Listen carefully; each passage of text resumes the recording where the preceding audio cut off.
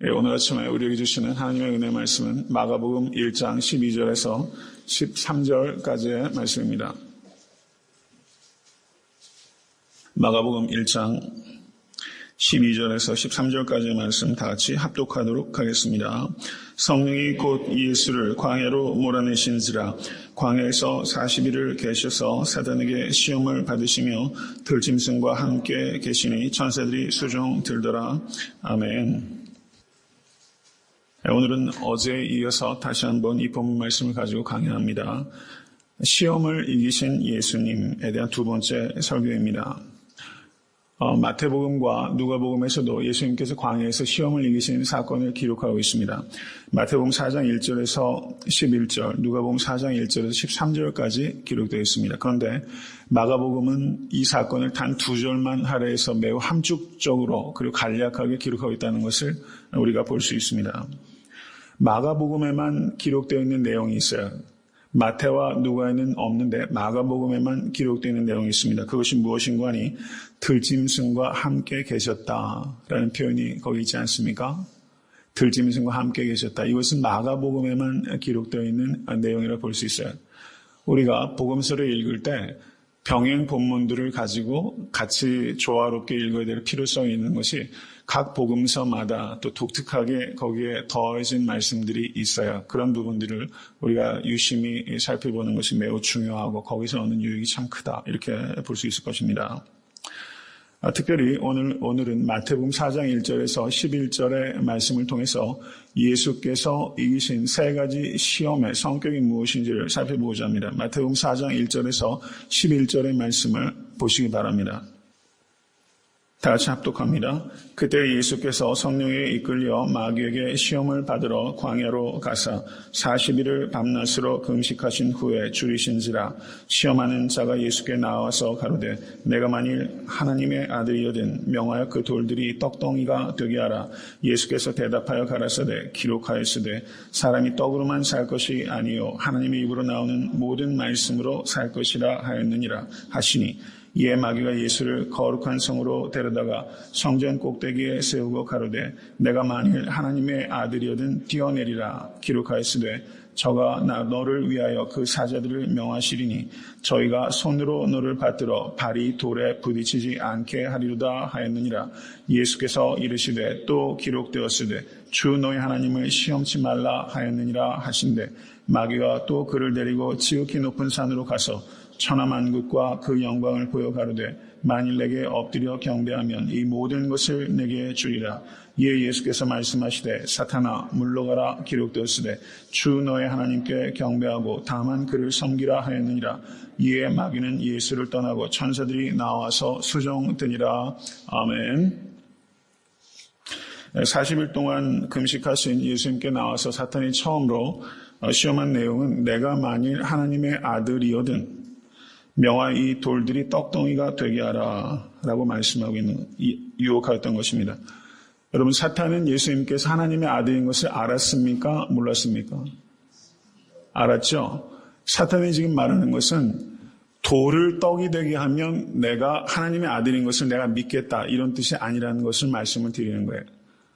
사탄은 예수께서 하나님의 아들인 것을 알고 있습니다. 그런데 당신이 하나님의 아들이기 때문에 돌을 변하여 떡덩이가 되게 하라 이렇게 말하고 있다는 것입니다.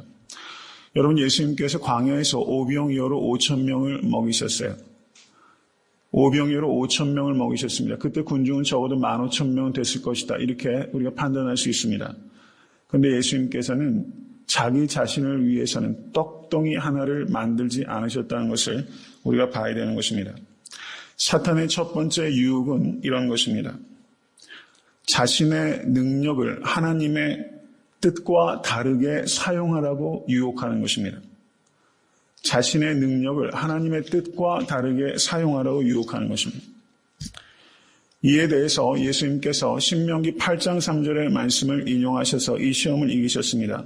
사람이 떡으로만 살 것이 아니요 하나님의 입으로 나오는 모든 말씀으로 살 것이라. 여기에 강조점은 어디에 있어요? 모든 말씀에 강조점이 있어요. 여러분 말씀을 편식하시면 안 돼요. 여러분 모든 성경의 말씀으로 먹으실 수 있기를 간절히 바랍니다. 여러분, 하나님은 사랑의 하나님이시요 하나님은 진노의 하나님이십니다. 믿으십니까? 이것은 하나님의 거룩한 성품의 두 가지 속성을 대표적으로 나타내는 거예요. 우리가 하나님을 사랑의 하나님으로만 안다면 그것은 하나님을 왜곡하는 겁니다. 하나님은 죄에 대해서 혐오를 나타내신 진노의 하나님이에요. 우리가 모든 말씀을 먹을 수 있어야 되는 우리 모두가 될 수 있게 간절히 바랍니다. 여기에서 떡으로만 살 것이 아니요 라고 말씀하셨죠. 여기에서 만이라는 말이 굉장히 중요한 거예요. 떡으로만 살 것이 아니요. 이것은 무엇입니까? 배고프면 떡을 먹어야 됩니까? 안 먹어야 됩니까? 먹어야 돼요. 그렇죠. 광야에서 사람들이 굶주릴 때 목자 없는 양 같음을 예수께서 불쌍히 여기시고 어떻게 하셨습니까? 이에 여러 가지로 가르치시더라. 그리고 예수님께서 어떻게 하셨습니까? 오병이어로 먹이셨어요. 예수님께서 광야에서 굶주리던 백성들에게 무엇으로 먼저 먹이셨어요? 이에 여러 가지로 가르치시더라. 영적인 양식을 먼저 먹이셨어요. 그리고 육적인 양식을 행하신 것입니다. 주신 것입니다. 교회는 이 두 가지를 공급해야 되는 거예요. 먼저 무엇을 공급해야 됩니까? 영적인 양식을 공급해야 되는 겁니다. 그리고 교회는 그 영적인 양식이 진리임을 나타내기 위하여 육적인 양식도 공급할 수 있어야만 된다는 것입니다. 이것을 기억하신 여러분과 제가 될 수 있길 간절히 바랍니다. 예수께서 떡으로만 살 것이 아니요라는 말씀은 떡의 필요성을 부인한 것이 아니라 떡의 우선성을 부인한 거예요. 이것을 깊이 생각하셔야 돼요. 떡의 필요성을 부인한 것이 아니라 떡의 우선성을 예수께서 부인하신 거예요. 예수께서 마태복음 6장에 무엇이라 가르치십니까? 6장 33절에 무엇을 먹을까, 무엇을 마실까, 무엇을 입을까 하지 말라. 먼저 그 나라와 그 의를 구하라. 이렇게 말씀하셨죠. 거기에서 뭐라고 말씀합니까? 먼저가 강조되고 있는 거예요. 우리가 떡을 먼저 구할 것인가? 하나님의 나라와 그 의를 먼저 구할 것인가? 이 시험이 우리 가운데 오는 시험이라는 것입니다. 사탄의 고도의 시험은 우리에게 하나님의 나라와 의를 포기하라고 말하지 않아요. 하나님의 나라와 의보다 떡을 앞세우라고 우리에게 유혹하고 있다는 것을 기억하십시오. 이것이 사탄의 고도의 전략이에요. 하나님의 나라와 의를 아예 포기하라고 이야기하는 것이 아니라 그리스도인들에게는 그것을 secondary, thirdly로 그 다음 차선으로 미루라. 일단 먹고 살아야 되지 않느냐. 이것으로 우리에게 유혹하고 있다는 것입니다. 여러분, 이 유혹이 간단한 유혹이 아니죠. 우리는 매 순간 이 유혹 가운데 부딪히고 있는 것을 우리는 고백하지 않을 수가 없어요. 정말 예수님을 믿으실 수 있길 간절히 바랍니다. 먼저 그 나라와 그 의를 구하면 우리에게 모든 필요를 채워주신다고 약속하셨어요. 떡에 순종할 것인가? 말씀에 순종할 것인가? 여러분, 이것처럼 실질적인 문제가 없어요. 여러분, 말씀에 순종하실 수 있는 여러분과 제가 될 수 있게 주님을 간절히 축원합니다. 두 번째 시험은 무엇입니까? 예수님을 거룩한 성으로 데려가서 성전 꼭대기에 세우고 뛰어내려라 라고 사탄이 유혹합니다. 사탄이 기록하였으되 저가 너를 위하여 그 사자들을 명하시리니 저희가 손으로 너를 받들어 바리돌에 부딪히지 않게 하리로다. 하나님께서 천사들을 보내서 성전 꼭대기에서 뛰어내리면 예수님이 발을 붙잡아서 다치지 않게 하겠다는 거예요. 여러분, 여기에서 사탄이 인용하고 있는 것은 하나님의 말씀입니다. 시편 91편 12절을 보시면 저희가 그 손으로 너를 붙들어 바리돌에 부딪히지 않게 하리로다. 여러분, 사탄이 말씀을 인용한다는 사실을 아셨습니까? 사탄이 말씀을 인용해요. 그런데 이것은 말씀을 악용하고 오용하는 것입니다. 여러분, 우리가 내가 원하는 것을 얻기 위해서, 그리고 내 이익과 내 이름을 위해서, 내 입장을 위해서 말씀을 이용할 때가 있다는 것을 우리가 깊이 생각해야 돼요. 여러분, 말씀을 이용하는 사람 되지 않으실 수 있게 간절히 바랍니다. 말씀을 이용하는 사람들이 굉장히 많아요. 목회자가 제일 그런 위험 가운데 노출될 수 있다는 것을 우리가 알아야 돼요. 말씀에 사로잡혀야 되지 내가 말씀을 이용하는 사람이 돼서는 안 되는 것입니다. 그것은 사탄처럼 말씀을 사용하는 것이 되는 거예요. 우리가 말씀을 깊이 알아야 될 필요가 있습니다. 왜 그렇습니까? 우리가 말씀을 깨닫지 못하면 사탄이 말씀을 가지고 우리를 미혹할 수 있다는 것을 알아야 돼요. 사탄은 진리의 파편을 가지고 우리를 미혹합니다. 우리가 복음의 진리에 굳건하게 서 있지 못하면 우리가 미혹당한다는 것을 우리가 분별할 수 있어야만 되는 것입니다. 여러분, 말씀을 사랑하실 수 있게 되기를 바라요. 여러분, 제가 그런 이야기를 많이 성도님들이 들어요. 말씀 중심의 교회가 있으면 성령 중심의 교회가 따로 있는 것처럼 사람들이 이야기를 해요. 어떤 목사님은 본인의 목회는 성령 목회라고 말씀을 하세요. 저는 좀 의아하더라고요. 성령 목회가 아닌 목회가 또 있나 이런 생각이 들더라고요. 말씀 목회가 아닌 목회가 있을 수 있어요? 없죠. 어떤 목회든지 말씀 목회고 어떤 목회든지 성령 목회입니다. 여러분, 말씀은 누가 쓰신 거예요? 성령의 영감으로, 성령의 숨결로 쓰여졌다 이런 뜻입니다. 그 영감이란 말은 성령의 숨결로 쓰여졌어요. 그래서 하나님께서 궁극적인 저자이시고 그리고 그 인간을 도구로 사용하셨어요. 인간을 마치 목류병 환자처럼 로봇처럼 사용했다는 거 아니에요.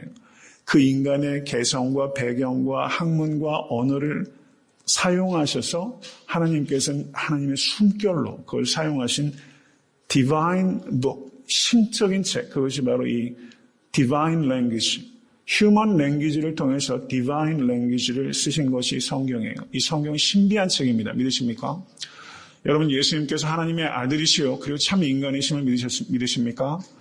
그러한 것처럼 예수님께서 말씀이신 것을 믿으십니까? 태초에 하나님과 함께 계셨던 말씀이세요. 믿으시죠?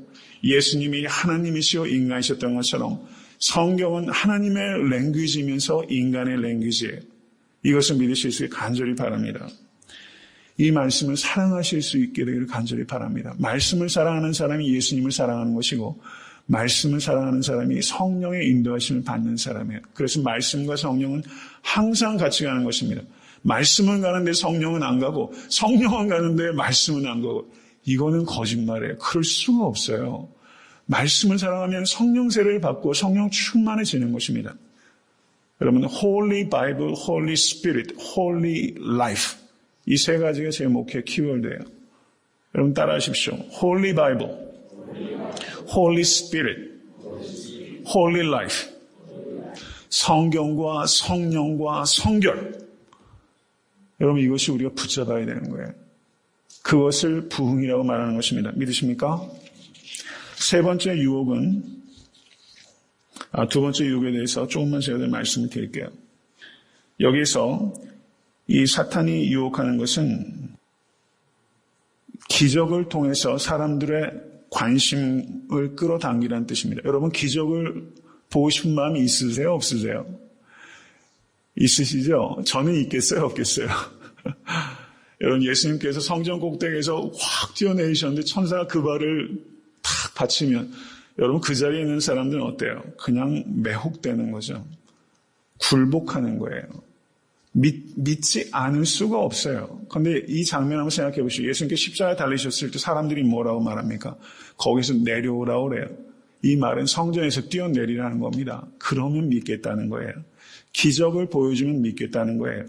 그런데 기적을 보면 사람이 믿습니까? 안 믿습니까? 구약 성경의 광야에서 하나님께서 얼마나 많은 기적들을 보이셨어요. 구름 기둥과 불 기둥과 여러분 만나를 주시고, 그런데 만나를 매일 주시니까 어떻습니까? 나중에 만나에 질려하잖아요. 내가 어저께 경험했던 기적은 오늘은 나에게는 그 감이 떨어져요. 점점 떨어져요. 기적이 일상화되는 거예요. 기적은 반드시 더 큰 기적을 경험하지 않으면 사람은 기적 가지고 인격이 변하지 않고, 기적을 통해서 굴복할 수는 있어도 기적을 통해서 사랑의 관계는 맺어지지 않아요. 기적을 보면 두려워하죠. 그 힘 앞에. 그런데 그 미러클 워커와 인격적인 관계는 사실상 오히려 맺어지기가 굉장히 어려워요. 기적을 통해서 연약한 자들이 신앙을 시작할 수 있는 유익함이 있어요. 그런데 사람은 기적을 봐서 변화되는 것이 아니라 말씀에 순종해서 변화되는 거예요. 믿으십니까? 기적이 정말 의미를 가지려면 그 기적을 통해서 예수님을 발견하는 거예요. 우리는 예수님을 발견하는, 기적 중에 기적은 십자가입니다. 믿으십니까? 기적 중에 기적은 십자가예요. 기적 중에 기적은 하나님께서 나를 이처럼 사랑하사 독생자를 주셨다는 사실에 하나님께서 나를 사랑하시고 하나님께서 나의 사랑을 기다리세요. 이것이 최고의 기적이에요. 믿으십니까? 이 십자가가 모든 질병을 고치고 모든 낙심함, 상실, 모든 아픔들을 궁극적으로 치유하는 것은 십자가입니다. 믿으십니까? 십자가는 기적이에요. 십자가는 기적이에요. 예수께서 십자가 위에서 내려오셨다면 그것은 그 자리에 있는 사람들만 압도하는 그런 미러클이에요. 그런데 예수께서 십자가에 달리셨기 때문에 외인이었던 우리가 하나님께로 가까이 가 구원을 얻게 된 것입니다. 믿으십니까? 십자가에 달리는 것이야말로 기적이에요. 십자가에 달리셨기 때문에 예수께서 하나님의 아들이심이 진심으로 나타나게 된 것을 믿으실 수 있게 간절히 바랍니다. 여러분, 예수님께서 그 마가복음 이렇게 보셔도요, 배를 타고 많이 오가셨어요. 그런데 가끔 무리를 걸으신 장면이 있죠. 그때는 어땠습니까? 오병이의 기적을 행하셔서 산으로 들어가서 홀로 기도하시고 제자들 보고 먼저 가라고 했는데 밤이 깊어가지고 노를 저어도 앞으로 가지 못하고 제자들이 낭패를 볼 때 예수께서 무리를 위해서 걸어가셨어요. 그러니까 제자들이 뭐라 유령인가 하고 깜짝 놀라잖아요. 네로다 하고 예수께서 배에 딱 타자마시자마자 그 물결이 잔잔해지잖아요. 우리의 인생도 여러분 밤에 경랑을 겪는 것과 같은 항해길이에요. 그런데 예수께서 그 배에 타시면 바다가 잠잠해지는 것입니다. 이런 역사가 있기를 간절히 바랍니다. 그런데 우리가 예수님 보고 항상 바다 위 좀 물 좀 걸어 다니시라고 우리가 그래요. 그게 기적을 구하는 마음이 그게 무리를 좀 걸으시라고 항상. 그런데 예수는 어떠셨어요? 거의 대부분 배를 타고 다니셨어요. 거의 대부분. 여러분 만나를 먹었을 때는 여러분 광야에서 음식을 구하기 어려웠을 때입니다. 농사 지을 수 있을 때는 만나가 그쳤어요. 우리가 깊이 생각해야 되는 것은 하나님께서 자연 속에 주신 질서가 있어요. 여러분 성전 위에서 뛰어내리지 말고 옆에 계단으로 내려오는 게 정상적인 겁니다. 여러분 우리에게 주신 자연의 질서와 법칙이 이것 자체가 하나님께서 공교하게 세우신 기적이에요. 여러분 상식을 무시하는 것을 신앙이라고 말하지 않습니다. 상식 무시하는 사람이 굉장히 많아요. 여러분 병이 나면요 병원 가서 평소에 운동 열심히 하고 병 나면 의사를 통해서 여러분 약 먹고 치료받고 또 기도하고 그래서 하나님께서 어떤 방식으로 치료하시든지 여러분 그것을 하나님께서 고쳐주시는 거예요. 그런데 병 나면요 수혈도 안 받고 기도로 낫겠다고 하다 죽는 사람들도 있잖아요. 아싸해 보이잖아요. 화끈해 보이잖아요. 성전에서 뛰어내리는 것 같잖아요. 그게 옳지 않다는 거예요. 이것을 우리가 깊이 생각해야 됩니다. 예수님께서 극도로 기적을 행하시는 것을 절제하셨어요. 이것을 우리가 봐야 됩니다. 여러분 체험보다 중요한 것은 변화입니다. 믿으십니까? 변화를 구해야 돼요. 우리가 기적을 구하는 신앙은 어린아이 같은 신앙입니다. 우리에게 그런 마음이 있음에도 불구하고 변화를 구하시는 성도 되실 수 간절히 바랍니다. 제가 항상 강조하는 바가 있어요. 옆에 있는 성도들에게 정말 하나님께서 살아계시다는 체험을 주려면 나의 변화로 그 사람에게 체험을 주실 수 있게 되기를 바라요. 정말 저분을 보니까 하나님께서 살아계심이 보이는 거예요. 정말 저분을 보니까 하나님께서 함께 안 하시면 저런 삶을 살 수가 없는 거예요. 그게 옆에 있는 형제 자매들에게 체험이 돼야 돼요. 믿으십니까? 나의 변화로 하나님께서 살아계심을 체험할 수 있는 신앙이 될 수 있어야 됩니다. 여러분 말씀에 매 순간 순종하십시오. 그러면 인생은 기적으로 가득 차게 될 것입니다. 믿으십니까? 세 번째 유혹은 사탄이 천하만국과 영광을 보여주면서 그걸 주겠다고 약속했어요. 그리고 한 가지 단서를 붙였어요. 그게 뭐예요? 사탄에게 경배하라는 거예요. 천하만국과 영광을 예수님보다 더 사랑하면 우리는 경배하게 되는 것입니다. 세 번째 유혹은 우리에게 이런 질문을 던지는 거예요. 천하만국과 영광보다 예수를 더 사랑하느냐? 이것을 우리에게 질문하고 있는 거예요. 여러분 이 시험이 쉬워요? 어려워요? 얼마나 어려운 시험인지 몰라요. 천하만국과 영광을 더 사랑할 때가 우리가 얼마나 많은지 몰라요. 천하만국까지 갈 것도 뭐 있어요. 작은 이익과 이름 하나 때문에 그걸 더 사랑해서 우리를 예수를 부인하고 여러분 예수 십자가에 못 박을 때도 사실은 우리 적지 않죠. 천하만국과 영광보다 예수를 더 사랑하시는 여러분과 제가 될 수 있기를 간절히 바랍니다. 사탄에게 절하면 이것을 주겠다고 말씀했어요. 여기서 중요한 것은 하나님의 나라는 하나님의 방법으로 세워져야 한다는 것입니다. 아멘. 교회가 부흥하기 위해서는 하나님의 방법대로 부흥해야 되는 것입니다. 믿으십니까? 아멘. 여러분, 부흥의 정의가 무엇입니까? 숫자의 변화가 아니라 캐릭터의 변화입니다. 여러분, 정말 그거 믿으세요? 여러분, 그것 가지고 씨름하실 수 있게 간절히 바랍니다. 여러분, 애타한테 섬기는 교회가 그래도 좋은 소문이 많이 났어요. 사람들이 많이 모인다는 이야기를 주변에 많이 해요. 부흥한다고 얘기를 해요. 숫자가 조금 늘어서 부흥입니까? 그거 아니에요. 가만히 성도님들 뵈니까 말씀을 나누시면서 조금씩 변화가시는 모습들이 있어서 그게 부흥의 모습이에요. 아멘? 목장에서도 나누는 말씀을 나누다 보니까 나도 조금 변하고 있고 저 성도님도 이렇게 변화해둔 모습들이 이렇게 나타나요. 시간이 좀 지나다 보니까 말씀을 듣고 기도하고 성도들과 교제하다 보면 조금씩 변화되고 있어요. 그게 보이잖아요. 그게 부흥이에요. 아멘?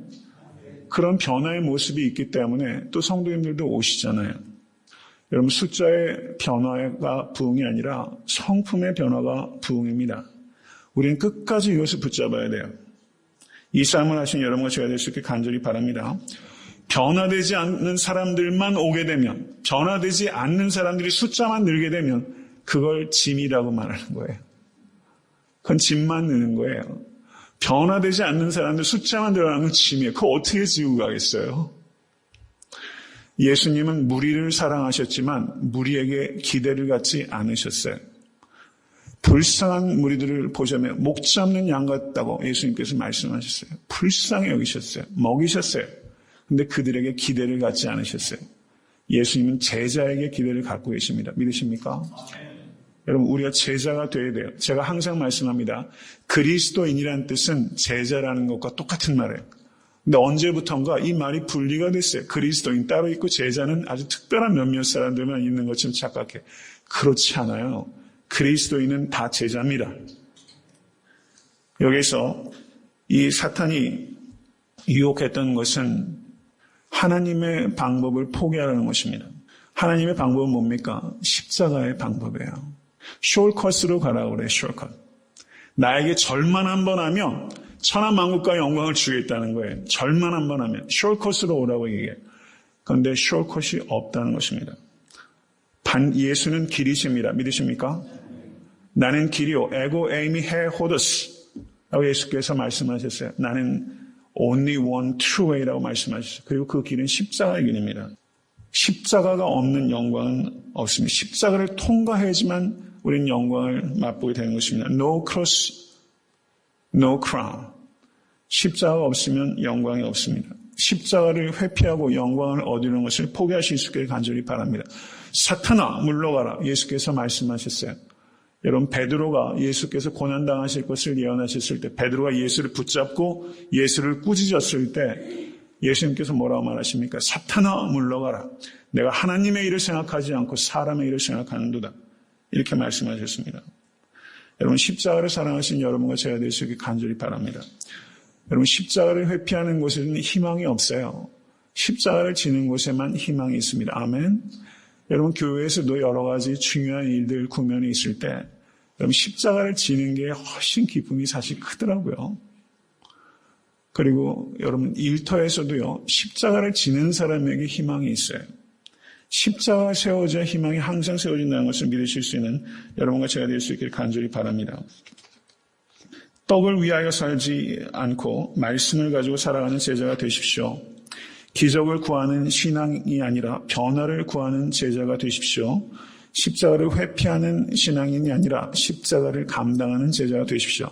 이것이 세 가지 유혹이 우리에게 주시는 핵심적인 말씀입니다.